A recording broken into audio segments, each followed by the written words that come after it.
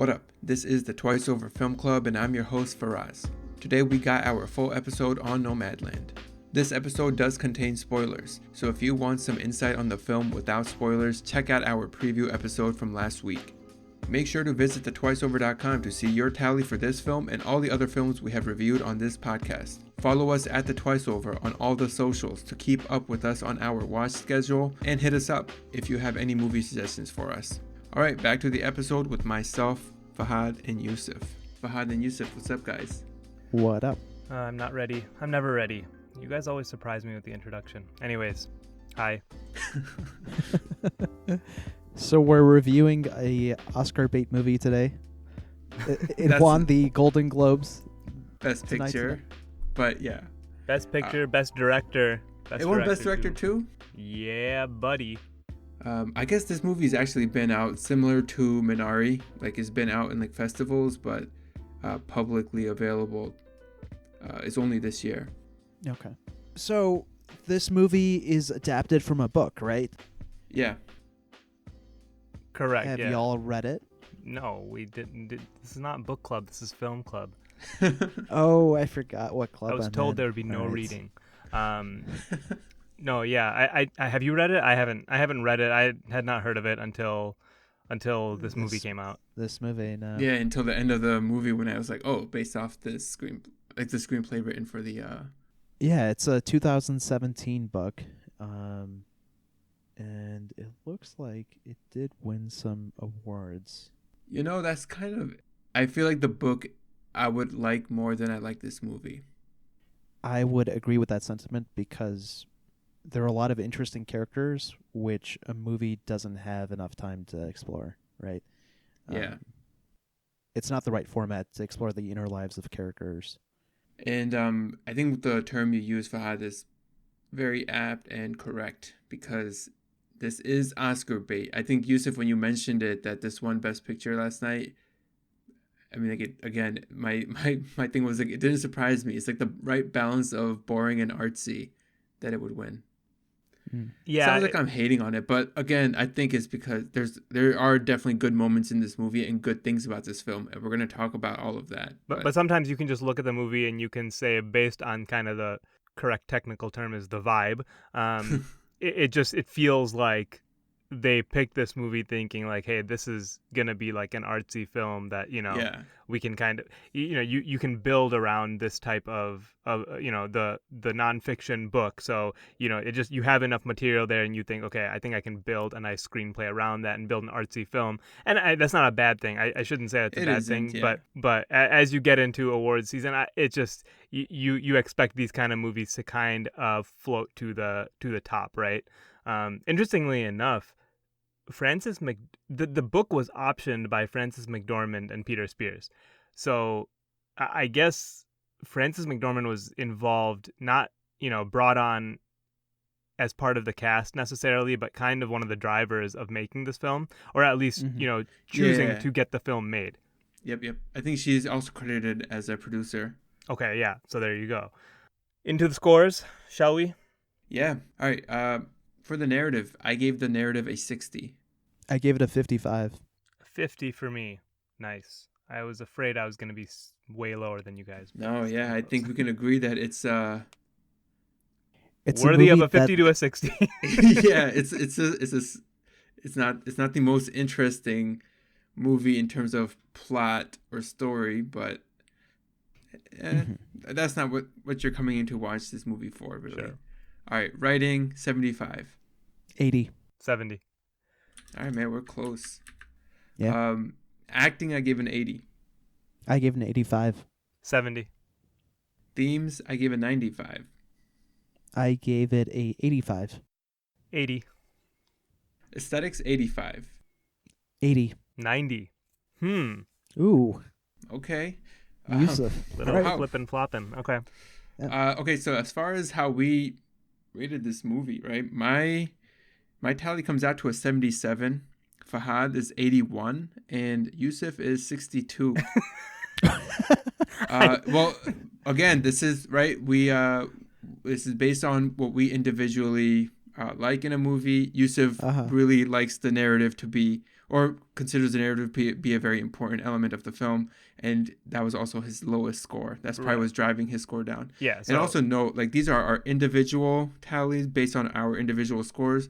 When you see the scores on the website, it's an average of our 3 for each element, and then weighted based on however you like to see the movie. right. So essentially, what the final scores that you just gave us for us three, those are by our individual flavor profiles, essentially, right? What we look for in a film, and weighting the categories that we care about most, the heaviest, right, and the ones that we don't care about the least. And I'll tell you right now, I gave a 90 for aesthetics, but aesthetics is not very high up on my list. So Yeah. that just doesn't help my score that much. And I think that's correct because I can appreciate that the aesthetics are very good and also say that's just not something that I care about in a film. So I'm not going to, I shouldn't see a movie rated very highly just because it has good aesthetics. In a holistic sense, it shouldn't have a high rating for me, right? So, Yeah. and the same goes for each of our scores. So I think that makes sense. And I knew, like, as we went down our scores, we were pretty close most of the way, right? We are, yeah. But we're within 10 for every single one.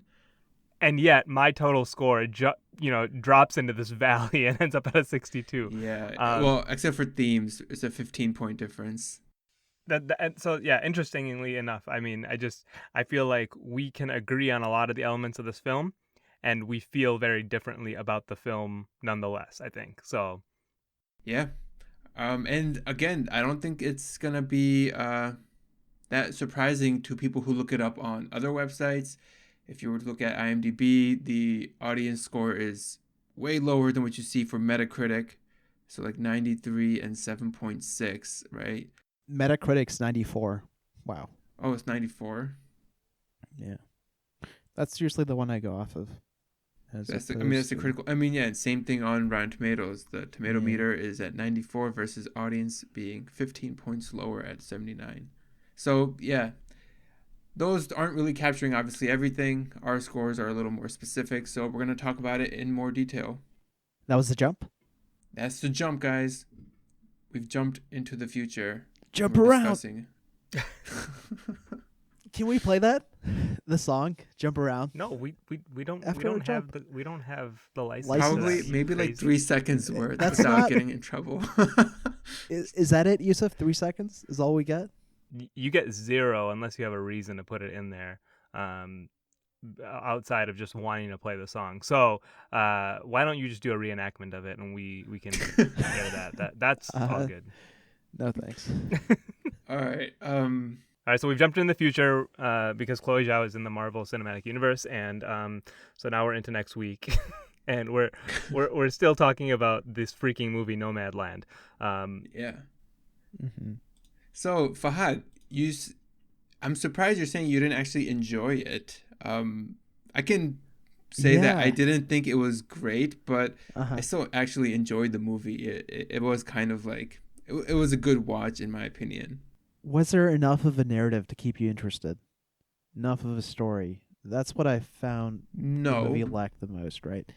Yeah, I agree with that. I don't think there was enough to the narrative, but I thought there was... Then, Go ahead. if the story doesn't fulfill that need, right, that whole, it falls onto the characters. Were the characters interesting enough to hold your attention? I would say yes. Right.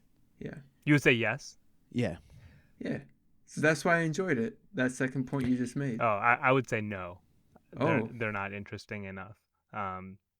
Which is why I gave it not a good score for narrative. I mean, what did you think about character development in this movie? There isn't any. Yeah. Yeah, a little bit. Yeah, I mean, Fern, the main character, Frances McDormand's character, right, it doesn't really develop a whole lot. More so, I mean, maybe this is a story more about, you are who you are, in certain ways, right? Just to briefly summarize the narrative of this movie, because I don't think I need to really spend much time.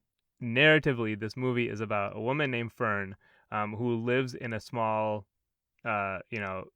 industrial town in Nevada called Empire, which shuts down its big plant, which means that all the people that lived in that town are pretty much out of out of jobs, and the town is quite literally ended with the ending of that plant, right? And so as a result of that, she just kind of gets on the road in Well, her not just that, her husband passes away. Her husband passes away, and then she stays in that town of Empire for years, I assume, Yeah. until the Until like city. it's pretty much impossible to live there. Right. Yeah. I guess I was thinking about it she had been there for a while without her husband, essentially, right? Yes, yeah. Yeah. And so when the plant closes, that's like the last thing that she has tying her to that town, right?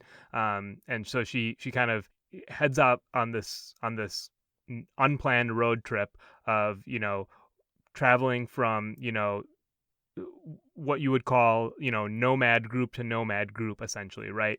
There's people just like her who are in their vans, living in there, have their essentially their vehicles retrofitted for full tiny living. And they live in these makeshift communities in the middle of nature, essentially, right? Can I clarify something? Yeah.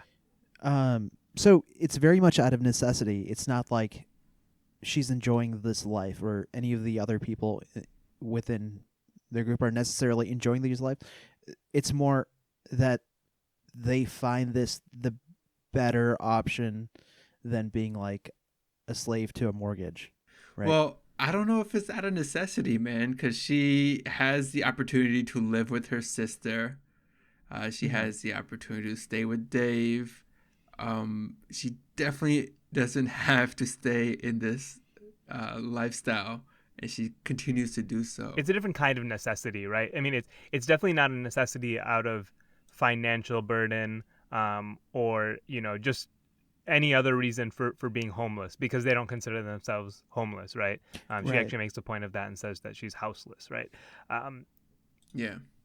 It's more so that they feel some need to be out in that nature, and that is undefined. We can you can say that it's a necessity in all different ways, right? Every person has their own kind of baseline for what they need out of life, and for her, she needs to be on the road because she's like a very restless person, and she's unable to just settle down and abandon, I guess, what she feels is like her husband's legacy.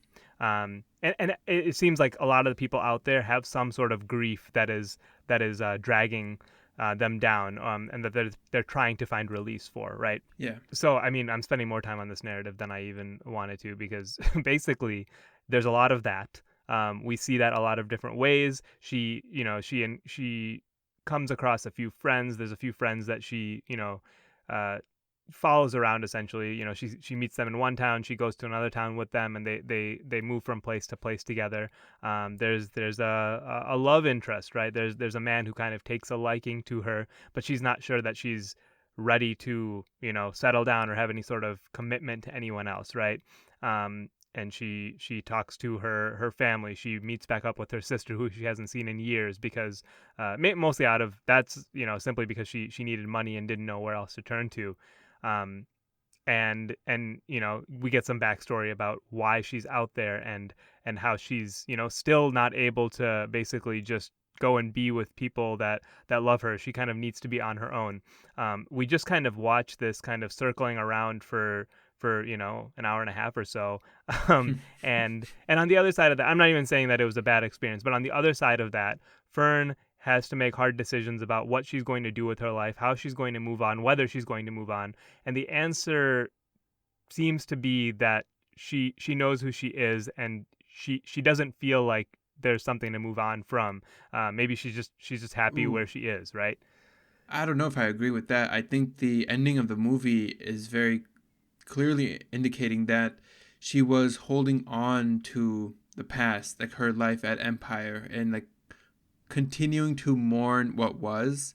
And like at the very end, when she decides to give away all the stuff that she had in stories at Empire, and then she goes into the old house that she used to be in, and she like looks out. It told me that this is her finally letting this part of her life go, and she's gonna officially move on into her next chapter. Whereas before, when she was doing this nomad lifestyle, she was still like dragging, the, I guess, the memories of, like, what was lost at Empire. That's a very good clarification. I suppose, I guess what I'm saying is more so that I don't know that her lifestyle is going to change, but it seems like her mindset, as you've pointed out, has dramatically shifted, right? Yeah. Because she's letting Yeah, go yeah. of a lot of that. As she says in the movie, I think, you know, that which, am I going to get the quote right? No, I'm not. That which is remembered lives, right? And then she says, I Yeah. think I've been doing a little bit too much remembering and not enough living, essentially, right? And that's her kind of saying, look, maybe I am, maybe I need to let go of this stuff. That doesn't mean that she doesn't think she's been living. She maybe really enjoys the lifestyle that she's built, and she may be continuing that. But Yeah. there's going to be a change in kind of the mindset as to why she's out there and what she's trying to accomplish. Exactly. Yeah. So, like, yeah, I'm not saying that she is gonna give up that nomad lifestyle, but if you compare it to the other characters that she comes across, right? Swanky, the one who has only a few months left to live, she still has there's still like an objective to her nomad living. Like, she's still going to go do something. She's not just aimlessly driving around. Linda, she also has a plan of some sorts while she is living that nomad life. Dave, he's kind of in the same boat as her until, like, his son convinces him to come home. But, like, she just seemed to be aimlessly lost and just, going with the flow. And then at the very end, it's almost like, all right, now I'm gonna do this. I'm gonna live this lifestyle, but, like, I assume, like, we don't obviously get that much information, but, like, she's gonna have a reason to do it, right? She's not gonna just be living through the other people that she comes across, because each of them individually just have their own plans, and then they eventually, leave because they're gonna go live their life or do whatever they need to do, and she's just left alone after every single moment that she, like, gets close to someone. Yeah, I think that's right. It's on her own terms now, rather than her being stuck back there, right? In that point in her life. Yeah. So that's really all the movie's about, and really, again, I think we spent more time than it was worth explaining that, because really, I don't think a lot happens in this movie, or there's a lot of the same that happens. My thing is, I think I could, if someone gave me all the raw footage of this movie, I think I could Mm-hmm. recut it and rearrange like 70% of the scenes and make the same movie. Like, you could rearrange Yeah. like, tell me how many scenes are there in this movie that it's like, this scene really has to be at this point in the movie, otherwise it doesn't make sense. I think there's maybe like 3 or 4 of those scenes. Everything else you can just interchange, and it does not make a difference, because, like, Yeah. her being in those nomad communities, it's all kind of the same footage. A lot of it is beautiful footage, a lot of it is just interesting or funny. I just don't think it's cohesive in a way that, like, it's really like a work of art in terms of how the movie is arranged and put together. And so that tells me that there's not really much of a narrative. Yeah, I mean, I don't disagree Yeah. with you there. I think you're right. I can only think of, like, a few, like I mentioned, like, each of her friends that she does come across. I mean, you could just switch them around, like, when they happen in the movie. Was there any real reason for it to happen in the order that it did? Not really, except for, like, I guess Linda, because Linda is the one who convinces her from the Amazon warehouse to go down to Arizona in the first place. But nothing else, like, actually drives the story, right? Or the Right. plot, I should say. Yeah, it's just there's really a lot to be desired there for me. I mean, because the reason I think narrative is so important is because, at some level, filmmaking is storytelling, right? I'm not sure that they're really telling a cohesive story. And I guess, we all agree that the narrative's not very good. I think what I'm saying is, this is why I think I need to have a good narrative to enjoy a movie. And so it really does impact my score more than it did, either of yours, I think, right? So that's kind of where I land. I mean, I won't even say like I didn't enjoy this movie at all, but, like, if you ask me, like, knowing what I know now, would I watch it again? The answer is no. I mean, I wouldn't sit down watch it because I don't think they told me anything. It was a bunch of footage, like, and the footage was beautiful, which we Mhm. will get to, but it was just footage. Like, Yeah, I just noticed that the movie is composed of a lot of I don't know, little chunks of stories that could be told as shorts, and there's no reason for this to exist as a movie, right? you heard it This, here you see, first on the Twice Over. There's no reason for this to exist as a movie. Golden Globe winner, yeah, Nomadland. yeah. These voters have something wrong. Yeah. Look, I get exactly what all of you guys are saying. It makes sense to me, but I just thought that I guess I did give the highest score, but I mean I still thought it was below average, right? At 60 for the Mhm. narrative. I thought Fern's character and her sure she doesn't have character development, but what she is dealing with I thought was interesting enough for the purpose of this story. You know what you just said just reminded me of the other movie that was very well received by the Academy. It's with the Affleck brother. He's living in Boston. Oh, Manchester by the Sea. Yeah. Just because of that movie, in that entire movie, he's depressed and nothing is really going on. Um, I guess that reminds me of this movie because there's not much going on. And I remember also kind of I know you're probably right because I remember feeling the same way about it, kind of how I feel about Nomadland. yeah, Like I can enjoy it, I can appreciate it, but like I'm not gonna tell people to watch it. right. Like I'm not gonna rewatch it. I never rewatched Manchester by the Bay or Manchester by the Sea, By the whatever. sea, yeah.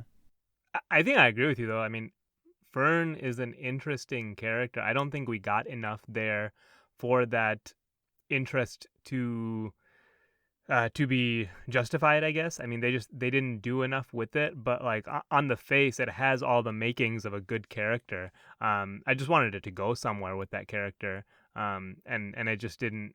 It didn't really. I mean, it did, as we discussed. There is some sort of shift. There is some sort of development within that character. But I think we got from point A to point B in a very, very roundabout way. I mean, it was just if you draw the path from the beginning of this movie to the end of this movie, it's just like a bunch of squiggles in a circle, and then Yeah. the ending point is like a few feet away from the start. I mean, you only moved so much, and you took a lot of time to tell us that. So I just wanted to see more. There's no interest from you guys about just the lifestyle itself because I find it kind of fascinating. I don't think I could ever do it, but like a part of me kind of wishes I could have one life where I did do it. And Fahad, especially you actually like this outdoorsy crap. You just said crap. I mean, like you're probably the most likely out of anyone I know that could actually do this or would actually do this, I should say. The lifestyle living in on the road like this, no, it wouldn't appeal Didn't to you me. have a project you wanted to do where you wanted to take a school bus and convert it to an RV? So Yeah. come on.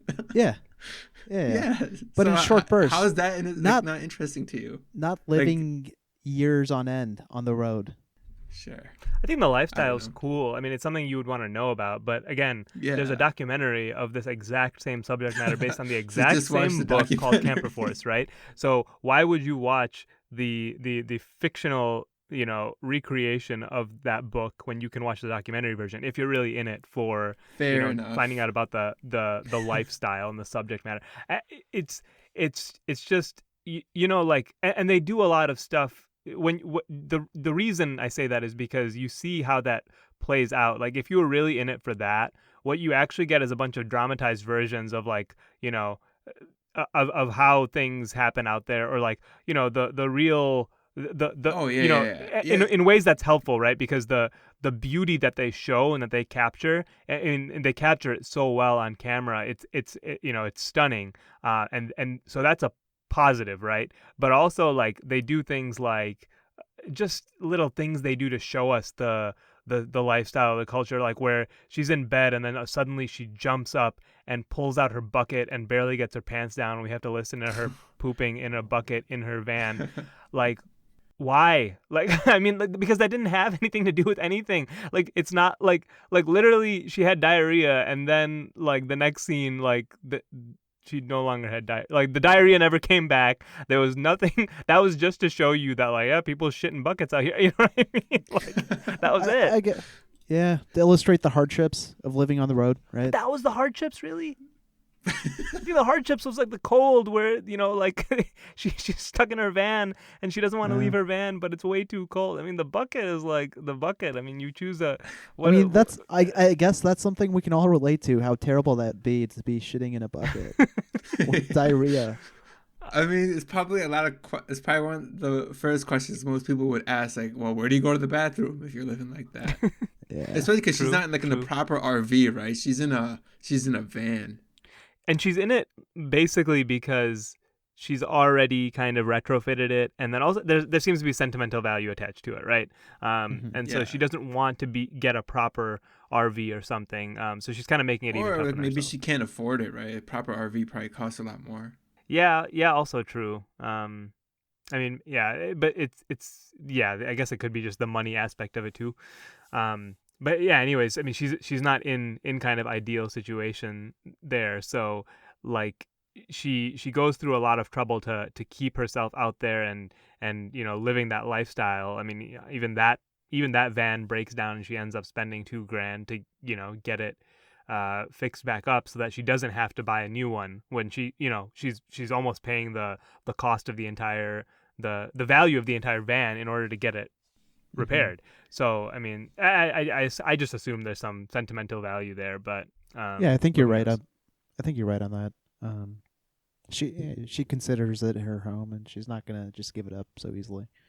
What'd you guys think of the score, the Ludovicio score? Did you recognize it?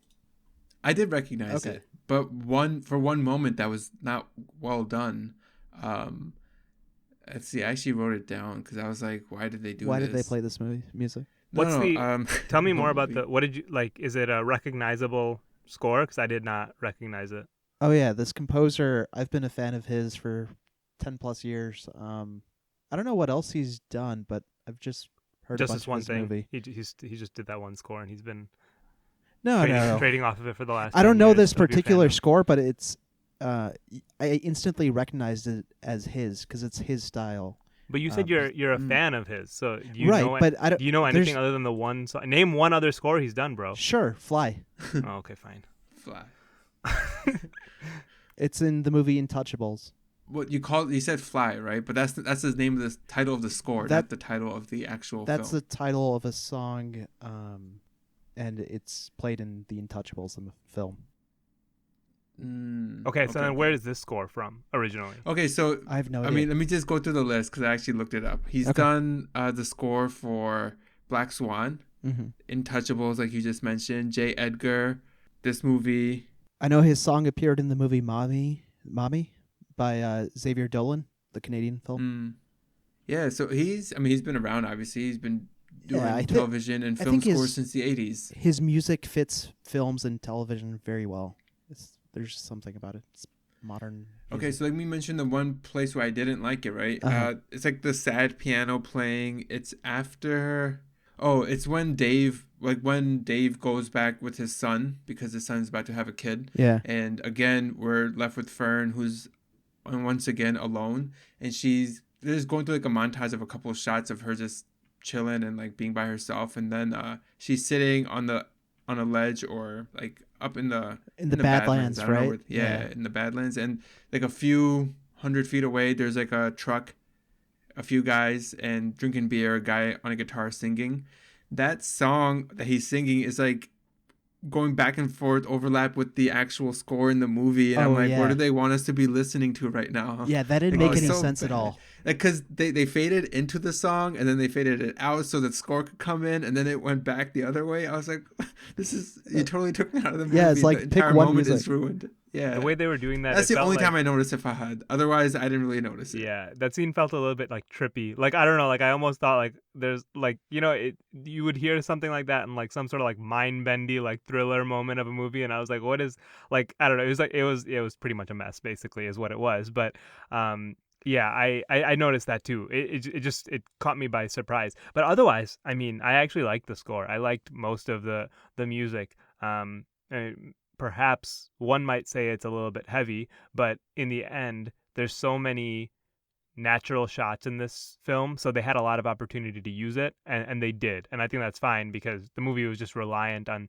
those types of scenic shots to a heavy degree already. So you might as well maximize that. Yeah, I guess I will. I did. I shouldn't say I didn't notice it. I did notice it, and I thought it was well placed, and it, like Yusuf said, it fit the film, Hmm. except for that one moment that I mentioned. It especially fit well the montages that they were doing, right? Yeah, exactly. So generally, it did fit well, and it made sense. Again, it was sentimental, like soft music Yeah. that fit with the entire movie, the rest of the movie. But aesthetically, otherwise, right? Visually, I thought it was great. It was good looking. It was. I thought the camera work was great too. Especially how close we stayed with Fern the entire movie. The handheld shots following her, just it would be above the torso, pretty up close. She was almost frequently centered on the frame. I just like how consistent it was. Like it was like predictable and it just made you feel more comfortable. I think that's what they were trying to go for, and I think they achieved it. No other thoughts? Other than saying it just looks good, no. Yeah, and cinematography is sometimes hard for me to kind of quantify into, you know, individual elements in terms of like how they executed it. Yeah. It's very much kind of an art about the overall look and feel and knowing how those elements interplay. Which I'm not always able to pick that up on a single watch, anyways. But you do notice that they put a lot of detail into their choices, right? Like there's so many little moments that you can see, and sometimes those little moments add up to something bigger, right? But it's just like there's so many close shots, like you said. There's shots like I just remember this one. There's some shots of her driving down the road in her van, and the camera is positioned just at the right depth so that like it's almost as though your screen is her windshield, right? And you can see the wiping of the windshield wiper Yeah, going straight across the screen right at that level. You know what I mean? I mean, Hmm. you could tell how much detail they put into that. That's the thing that I notice more than anything on a single watch is just you can tell where there's detail, and then it takes me a little bit while to process like exactly what went into all of that, which I think you two pick up a lot quicker than I do.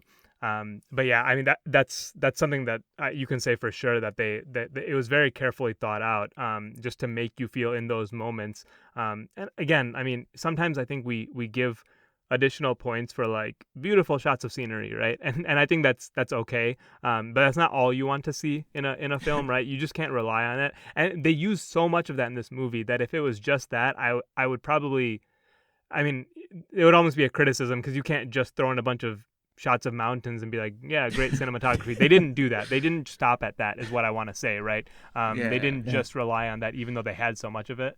They went beyond that for sure. yeah, There's that one scene that comes to mind. It's where Fern, she's seaside. It looks like the Oregon coast or something, and the camera works all like handheld and it's like wobbly, and it's supposed to be like yeah, mimicking yeah. her emotions, where it's like she feels alive. Yeah, it's an interesting scene for Yeah, that sure. was after she had already stayed with Dave and his son, and then she decides that she's gonna leave, Right. right? Yeah. I mean, let's talk about the themes here. I think there's one moment in this movie where I guess it's purpose that the film is trying to convey comes through like in this one moment where Swanky, who is saying that she's about to pass away because her cancer has come back. She only has like a few months left to live, Yeah. and she's reflecting back on her life. So basically, that entire scene where she's reflecting back and she's like, "Hey, look, I've lived 75 years or whatever. I've done all these things. I've kayaked in all these great places," and then she's recalling this one single moment when she was kayaking, and She mentions she goes swallows, into right? great the swallow nests and how they're all flying and the eggshells are floating on in the water, and she felt, I guess you could say complete, because she says that she could have died at that moment and been totally okay with that. And that's like what Fern, like that's what she needs to find. like that moment that she can be like, hey, Yeah. I'm good, like this is all worth it. So that And one euphoric moment, that's what these guys are all seeking. more or less, yeah. I mean, it Like a doesn't, I capstone guess. almost, right? Yeah, exactly. I wouldn't say like it's the only moment, but like you said, the capstone, right? Like it encompasses all the smaller moments too in it. Mm-hmm. Yeah. That's like the major theme that I felt that this movie is trying to convey, and I actually liked it. I liked it quite a bit. I thought they did a really good job Of describing like her memory of it and then showing it later as well, right? just that, but then also how Fern is like when I mentioned that she is like holding on to her past still, Yeah. like her holding on to her life and empire, what she had and what she has lost. She's not letting herself find those new moments that would make her life feel More complete, I guess. Yeah. more complete. There you go. That's what we're watching. We're watching Fern finding those moments, and we can assume that these little moments with all these different characters that she has, even though we we can agree that there's no point in what order we see them in the movie, but like those are the moments that she's gonna, these are the little moments that are gonna build up into like these grander moments that she's just gonna recall when she gets older and older. I mean, that's how I'm thinking about it or seeing it. Wouldn't you also say there's like an element of, I don't know, the age old adage of just, it's not about the destination, it's about the journey, right? There's like Yeah. there's some sort of underlying element of that going on too, right? Where these people are looking for something, but more so they're experiencing them being out there just looking for the answers, and that is kind of their end goal in the end, just to be there searching to a degree, right? I mean, even the guy at the end, who I don't know who he was, but just that guy with the white beard that says a lot of philosophical stuff. He kind of says that like a lot of people out here, they'll never find their answers, and that's okay. Yeah. But I guess it does still bother me that if we're watching a journey, then the journey has to have an order to it, and this didn't have any meaningful order to it. It didn't, yeah. But we can assume maybe it will going forward. Yeah, I think that's fair, right? Because she's been in a bit of disorder to this point and hasn't really been doing what she should have been there to do, essentially. So, yeah, I guess that's fair. Again, we talked about Into the Wild, and I mean, I really love that movie because of the whole coming of age aspect of it, finding oneself, etc. You could say this has those elements in it too. It's not really the same vein as it would be like if you're a young kid. Yeah, it's definitely not as angsty, right? Is this our latest effort to characterize a movie as coming of age? That definitely shouldn't be. What was the last one? I think A Prophet was the last one. We're like, this is coming of age for sure. So it's not coming of age; it's going of age. Yeah, there you go. Yeah, because that's like the only difference, really, is that, well, like we said, she doesn't like change in terms of who she is. She just knows herself better, right? Yeah, she knows herself better. I think I really like that line that her sister says, like, "Hey, you've just always been braver. Like that's why you're able to do this, right? Mm-hmm. Like you're just braver than the rest of us." Yeah, and I guess it's just us watching her journey as she has to do the brave thing and like let go and move on and keep doing this. I think thematically that those sequences with that white bearded guy kind of probably took me out of it a bit, though, right? I mean, something Bob. What Bob? Yeah. Okay. Why'd you hate Great. his character? That's so much more detail than the description I gave, right? It's not the white bearded guy. Santa His name's Claus? Bob. Yeah, he looks like Santa Claus. Yeah, Santa Claus Bob. Okay, so you guys know who I'm talking about. Yeah. I mean, I think there was just one too many shots of him like telling us the theme on screen, right? Which is always kind of annoying. And it's not like that was the only. They did so much telling even without those that I don't know why they threw those in there. Like it's not like they were relying on them to convey the theme. They already had that elsewhere, and then it was like, here we go, let's just be gratuitous about it. So yeah, I probably could have done with one or two less of those scenes. So, but overall, I think the theme was well conveyed. Or Yusuf, like you said, like the scene didn't have to be there towards the end of the movie. If they had done it at the beginning, it would have made more sense, right? Didn't they have him at the beginning, kind of? I mean, it's like a voiceover, but I think it was a carryover of that same conversation that she's having later. I'm not totally sure because so disoriented. But I mean, Yeah. she's telling somebody about kind of how she ended up there, and that person is also telling them about their experiences. And I think that was Bob. And like we just get kind of glimpses of that, and then there's like a much longer segment of that towards the end of the movie. That's what I'm Yeah. recalling. But maybe those were disconnected moments. But either way, yeah. Like I think I agree with you. It was like you could have put it somewhere else, or you could have not put it at all, and you would have been fine.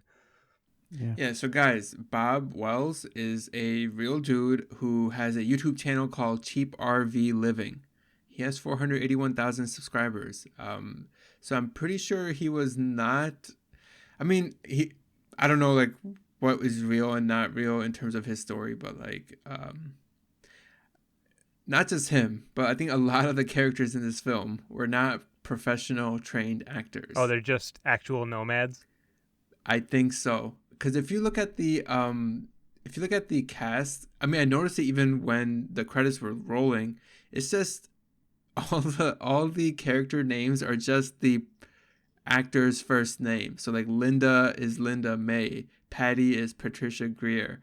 Like it's just the same, and none of these people have like a profile really of like other works. I think the guy who played Dave, who's David Stradern, he has some other roles, but even like Swanky, she doesn't have any other previous gigs. So like I think a lot of these people are just like actual nomads. That would make sense because I don't think I think they all fit the roles. I don't think they had to do anything. They didn't have to do anything very any heavy lifting really in terms of the acting, right? And they just their roles didn't require it and they didn't do it either, right? So I think that was fine.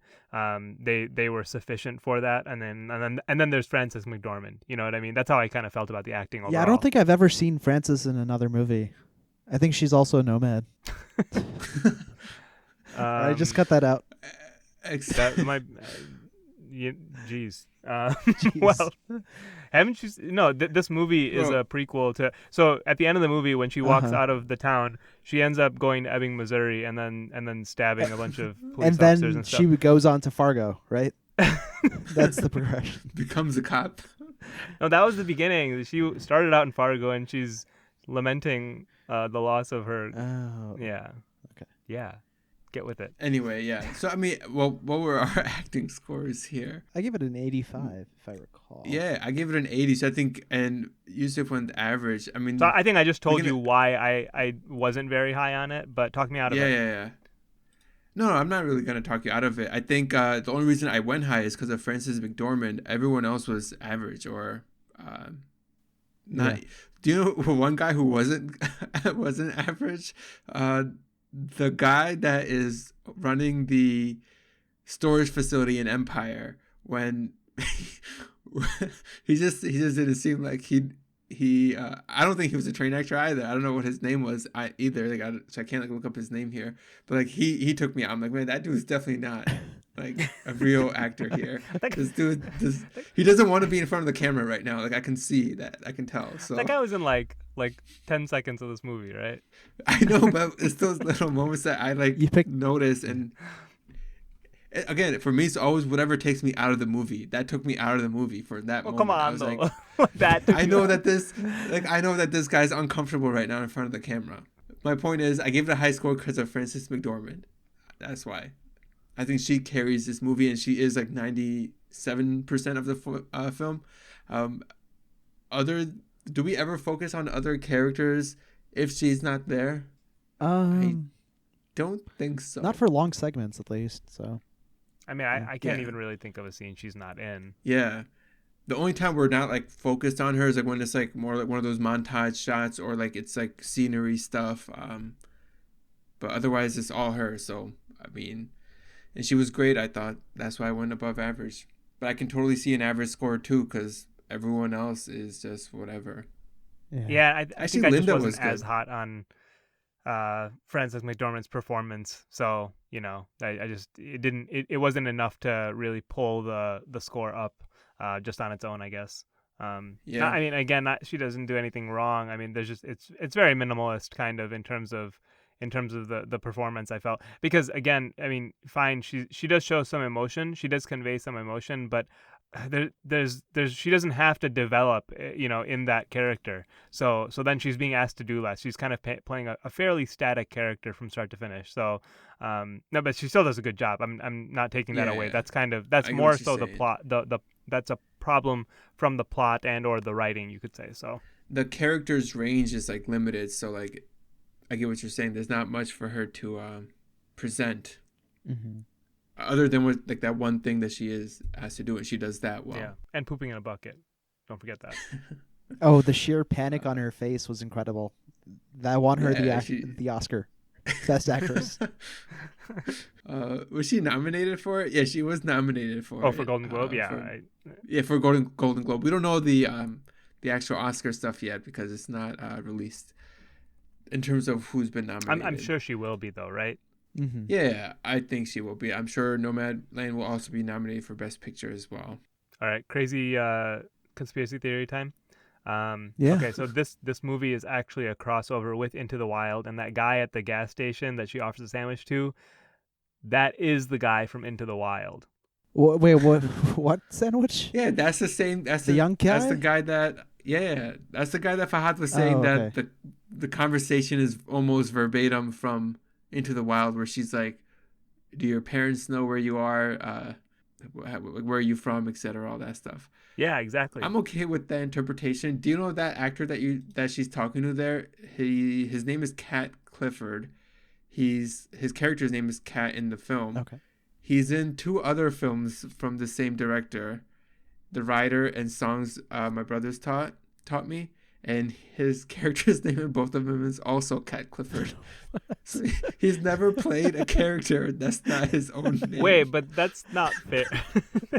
I guess, but like, this character did not need a name in this movie. You know what I mean? It was just fine, random nomad like, on. what? You know what I mean? Like they gave it a name just to give it a name in the credits. Like, Well, all 3 movies are Chloe Zhao, so maybe she just doesn't like giving characters names that are not the actual actor's name. actually, that's maybe a good point. Maybe that's something we just don't know about her. Maybe she just generally does that, just lets people keep their name. So Eternals, the Marvel movie, is gonna have Salma Hayek, Angelina Jolie.